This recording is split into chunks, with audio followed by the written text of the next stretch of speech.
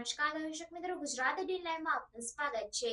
સમાચારની વાત કરવામાં આવે તો પાલિતાણા ખાતે 2 દિવસની રાષ્ટ્રીય જૈન પ્રોફેશનલ કોન્ફરન્સનો દબદબાભેર પ્રારંભ થયો છે। તેમાં વડોદરામાંથી પણ સેંકડોની સંખ્યામાં જૈન કાર્યકરો જોડાયા।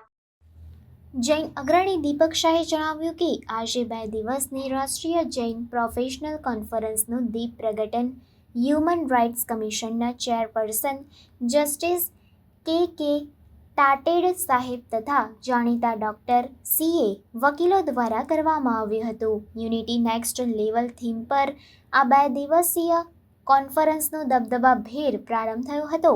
આજના આ કાર્યક્રમમાં 12 આચાર્ય ભગવંતો સહિત 200થી વધુ સાધુ સાધ્વીજી ભગવંતોએ નિશ્રા પ્રદાન કરી હતી, જેમાં બધા જ સમુદાય તથા શ્વેતાંબર સ્થાનકવાસી તેરાપંથી જૈન ધર્મના લોકો મોટી સંખ્યામાં ઉમટી પડ્યા હતા। દરમિયાનમાં શેત્રુંજય ઘેટી બાગ પાસે 424 બેડની હોસ્પિટલ બનાવવાની આચાર્ય નય પદ્મસાગર મહારાજે જાહેરાત કરતા ઉપસ્થિત માનવ મેદનીએ તાળીઓના ગડગડાટથી વધાવી લીધી હતી।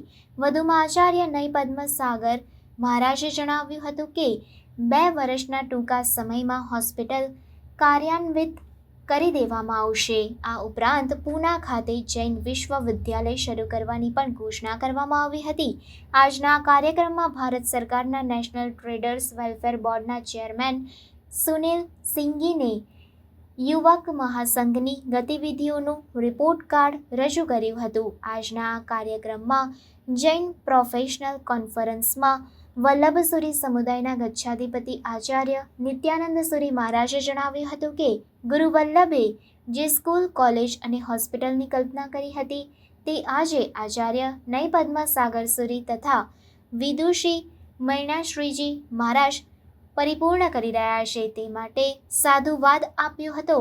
આજના કાર્યક્રમમાં જીઓ જૈન ઇન્ટરનેશનલ ઓર્ગેનાઇઝેશનના પ્રમુખ પરેશભાઈ શાહ, મહામંત્રી પરેશ પરીખ, ચેરમેન રાજેશભાઈ શાહ, ભાવિન શાહ, જાણીતા જૈન અગ્રણી દીપક શાહ સહિત મોટી સંખ્યામાં જૈન લોકો વિશેષ ઉપસ્થિત રહ્યા હતા।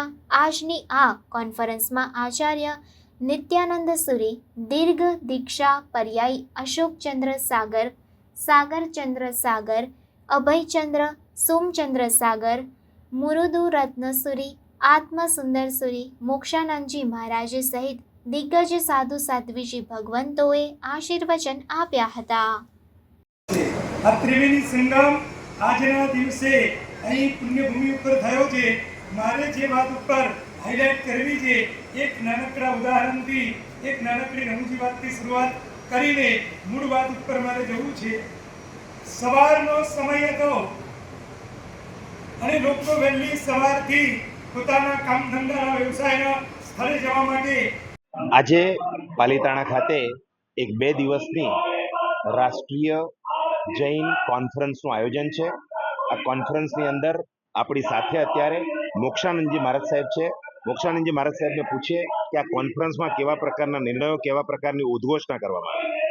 पालिताना में इस वर्ष अनेक आचार्य भगवंत विराजमान हैं और देवसुरी समाचारी परंपरा के सभी आचार्य भगवंत आज अंकीबाई धर्मशाला में एकत्रित हुए, जिसमें कि विशेष रूप से हमारे जैन डॉक्टर फेडरेशन और साथ में हमारे जितने जैन सीए हैं और अखिल भारतीय जैन श्वेतांबर मूर्ति पूजक युवक महासंघ के सभी सदस्य और साथ में हमारे जितने जैन एडवोकेट्स हैं वो सभी यहाँ पर एकत्रित हुए हैं। सबका सम्मेलन यहाँ पर चल रहा है और उसके अंदर में जैन समाज के सर्वोदय विकास के लिए अनेक प्रकार के विचार विमर्श के बाद में बहुत सुंदर उद्घोषणाएं यहाँ पर की गई हैं, जिसमें कि विशेष रूप से यह जो कार्यक्रम है हमारे आचार्य भगवान श्री नय पद्मसागर जी महाराज साहब के मार्गदर्शन में जो है वो यहाँ पर हो रहा है और जिसमें गच्छाधिपति पंजाब के श्री विजय वल्लभ श्री समुदाय के वर्तमान गच्छाधिपति आचार्य भगवान श्रीमद विजय नित्यानंद जी महाराज साहब भी पधारे हैं और